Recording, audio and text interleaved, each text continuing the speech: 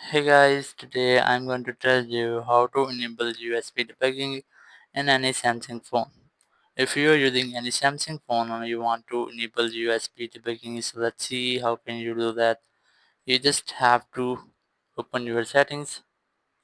In settings, just scroll down and look for developer options.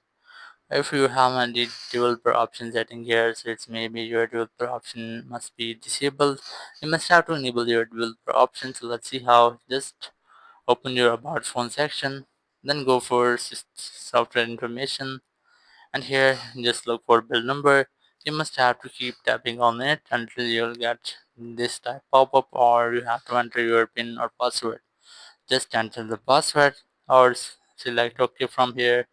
Here you can see the developer mode has been enabled. Now go back and scroll up and you will get developer option here. Just tap on it and scroll down and you will get USB debugging here. Here you can see the setting has been blocked by auto blockers. Let's see how can you fix that issue.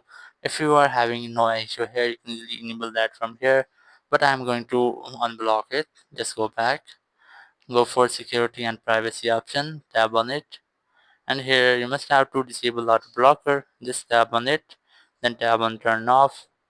Now go back, go for developer options. From here, you can easily enable the USB debugging. Just tap on it and it will be enabled.